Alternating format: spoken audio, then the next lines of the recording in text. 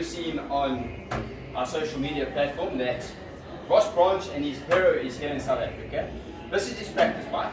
1 of 7, Ross. Yeah, that's it. 1 of 7. So we weren't privileged enough to ride it this today. The plan is to hopefully ride it one day. But more importantly, we're going to catch up with Ross, find out what he's doing in Joburg at the moment, tell us about Kazakhstan, what's happening with Kazakhstan, being cancelled because of what's happening up there. But Ross, tell us, what are you doing in Joburg, and then let's talk about this machine. What's happening? Hey guys, thanks for having me.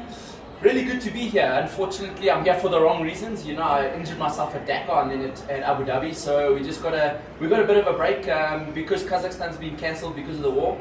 You know, we've got a bit of time off now, so I'm here to fix myself. I've got a few issues with my legs from the crashes I've had, so we're here to see some doctors and get sorted out once and for all, so I'm strong for the next round, which is in June in Andalusia in Spain. So yeah, I'm here, and a big thank you to Fire It Up Joburg for bringing my bike in and getting it in quickly from overseas. No, that's brilliant. Now, Ross, it was a big move for you, you know, going from the other brand to Hero. Tell us a bit about that move. What was the first thing you thought when you coming to Hero? You know, they don't make dirt bikes, they make fantastic commuters, biggest manufacturer. Now you're on a rally bike that's designed purely for rally, and that's it. Yeah, you know, it's incredible. The team is really professional, and obviously they've been going with rally now for a couple of years, and I've been watching them closely. It's definitely one of the fastest growing brands there is on the rally side of things, and you know, they've gone from strength to strength. When I first saw them at the rallies until now, they've made some huge steps, and I'm really proud and privileged to be a part of such a great brand. And you know, the team is awesome. Every race they're going forward, you know, and the bikes are really competitive at the moment. They're definitely one of the fastest bikes in the field, and you know, the handling is incredible at the moment. So I'm really excited for the future. I've got a 2-year contract with the guys, and looking forward to the next 2 years. You know, obviously Abu Dhabi wasn't exactly what we hoped for the end result, but we did get a stage win, which was incredibly important for me and for the brand. So it shows that the bike is really good, and you know, I've just got to up my game with the navigation and stop crashing, I guess. You say one of the fastest on the field. I remember Bradley saying to me, you know, I was flat out, and then he hears this bike go, or tell us what happened there. You say that the fastest you got on this bike was? Over 180 k's an hour, and definitely the fastest bike on the field at the moment. You know, it's a rocket ship, and I passed Brad in Abu Dhabi, and it was a good feeling, you know. You know, the reliability for me is a big issue as well. So this bike is at the moment proving to be really reliable and got everything. It's a whole package. It's got the reliability, it's got the speed, it's got the handling, and yeah, I'm excited. And then, so some of the other brands are using motocross frames. This frame on this bike specifically is developed just for rally, just for this motorcycle. That is it. Take us through a little bit of the differences between a motocross frame versus this frame.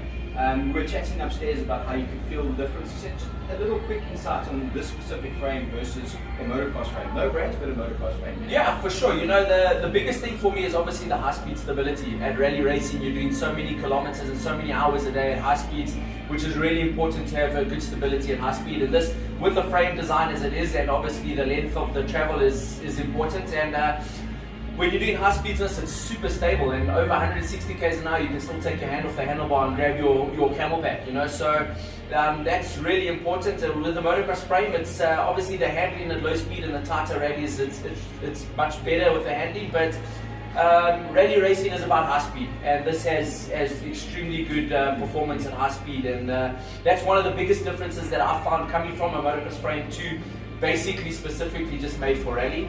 But you know, we're working on handling as well with this bike, and we're making some good steps in the right direction. So I'm excited for Andalusia. It's going to be a really tight rally, and we made a couple of changes from Abu Dhabi to now, so it's going to be good to see how we've improved. Brilliant. And you got one of your other team riders apparently is with you. Yes, he's with you on the Hero brand. Your other team riders and everything. What is your team like? You've got completely different new teams. So tell us, what are they like? You know, it's always nerve-wracking going to a new team. You know, you've got to learn so many new things. You've got to learn a new bike. You've got to learn how the team works and everything. And this transition for me was incredible. I went across, and it was super comfortable. You know, I walked into a family, and that's what they are. They're a family of riders, and everybody's there for the same reason, because they love the sport. And it was, I fitted right in. You know, it was really cool.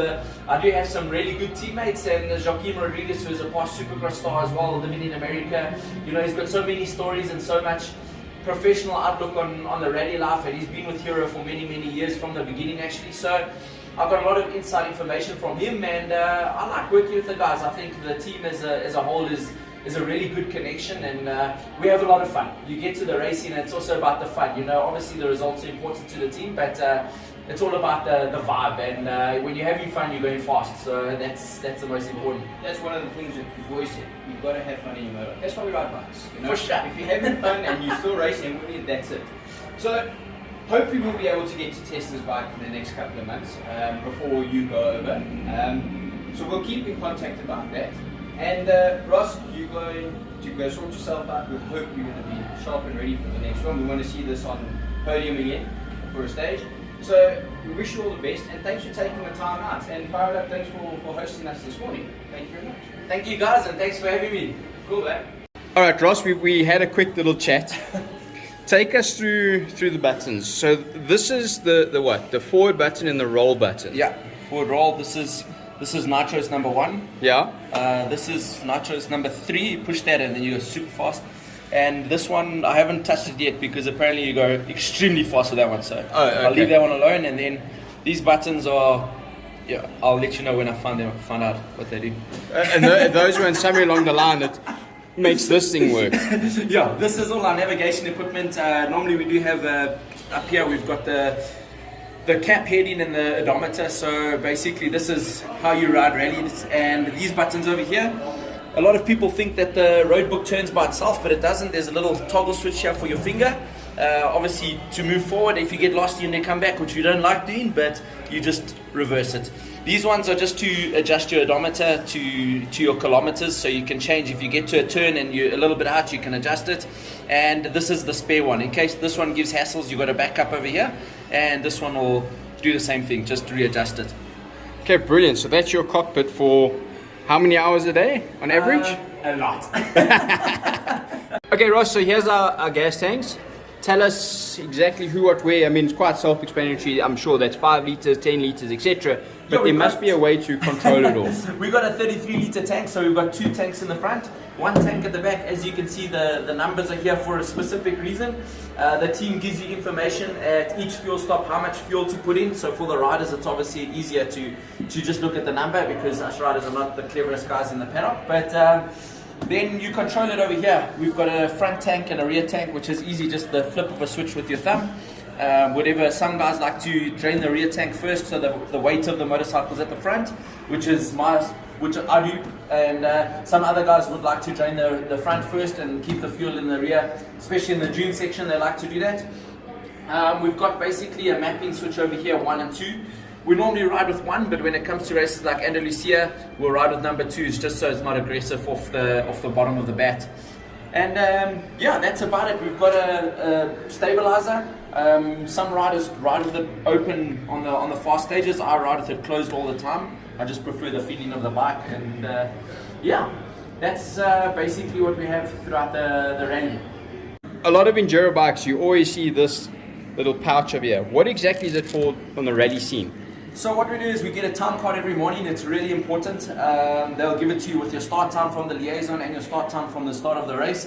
If you lose it, it's a big penalty. So unfortunately, you can't lose your seats. Some guys have lost their seats. It's a big penalty because your time card goes with it.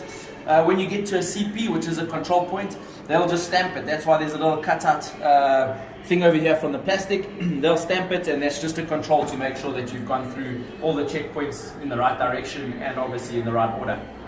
Okay, and now you've showed us outside about a battery on this thing. Can you say some Casio watches come with a bigger battery? Yeah, so that's our battery for the for the rallies. Hero has got a really cool idea. Because it's so small, they've got a spare battery for the racers that normally goes in the back here. So if we do have a battery issue, it's pretty easy just to swap over and jump start, because obviously there's no kickstart on the bike. So this could end your rally, you know. So it's a really cool backup system that we have with 2 batteries. Not many manufacturers do make 2 batteries that can fit in the bike, so we're really lucky with that, and I think that's really advanced. Coming over to our suspension, we've got WP suspension in the front and the rear with a track shock. Our race bikes have 52mm forks on it and the track shock at the back. And we've got a really cool suspension technician that looks after us and makes sure that we're comfortable. And obviously for us at rally, you know, we don't set the bike up so much for comfort. We set it up for the big hits, so you don't crash when you do have those hidden lurkers and hidden rocks and the hidden steps. There's so many things that aren't marked in the road book that you can end your rally in a hurry. So we try to set the bike up just to take those big hits. So if you jump onto a rally bike, you'll find that the suspension is extremely hard, and yeah, just to take those big hits.